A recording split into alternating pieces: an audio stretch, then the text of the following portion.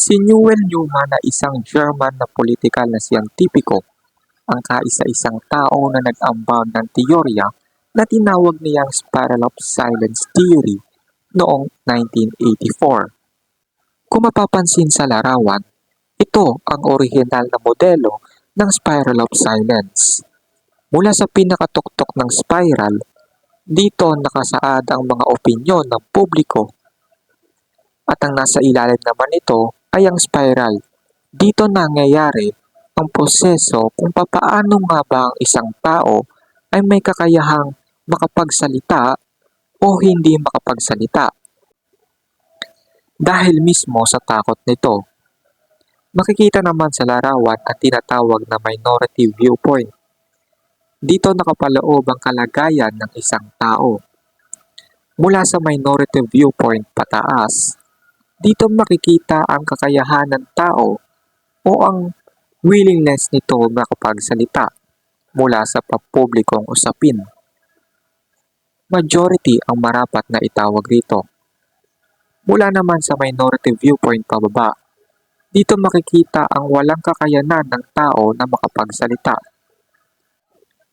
Minority naman ang marapat na itawag rito. Mula sa minority viewpoint pababa, hindi maitatanggi na ang mga negatibong karanasan ng isang tao ay ang pinaghuhugutan o ang punot dulo ng kanyang takot. Anong ibig sabihin nito? Ang mga tao ay mayroong negatibong karanasan sa isang partikular na opinyon, kaya sila umiiwas o nananatiling manahimik. Dahil sa takot, ito ang sagot sa tanong na ano nga ba ang punot dulo ng takot?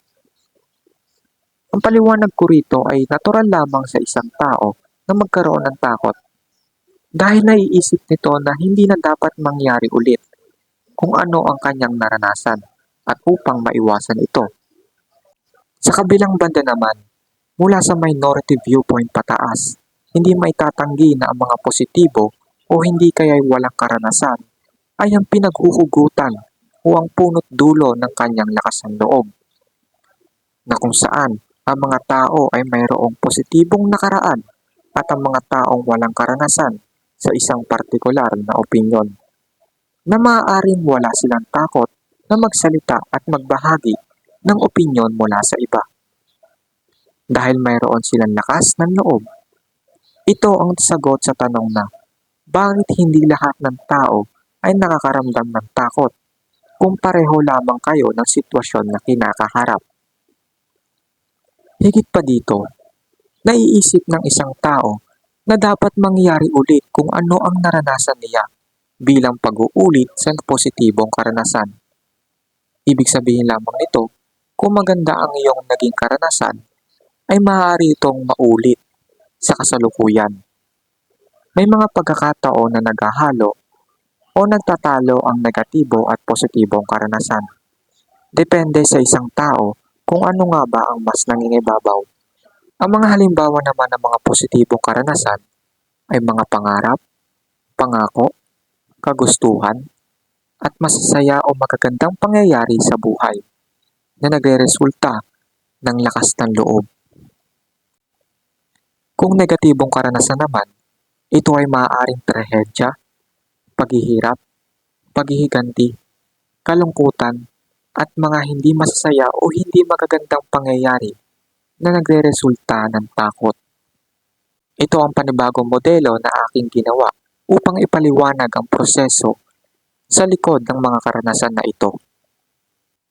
Mula sa minority viewpoint pataas, na kung saan nagkakaroon ng lakas ng loob ang isang tao na makapagsalita dahil sa positibo o walang karanasan ito. Sa kabilang banda naman, mula sa minority viewpoint pababa, na kung saan ang isang tao ay nagkakaroon ng takot dahil sa mga negatibong karanasan nito na nagre-resulta sa pag-iwas o pananahimik sa isang pampublikong usapin. Ito ang paliwanag sa karagdagan mula sa modelo ng Spiral of Silence Theory ni Elizabeth Newell Newman. At tinatawag ko naman ito bilang Spiral of Silence in Experiences.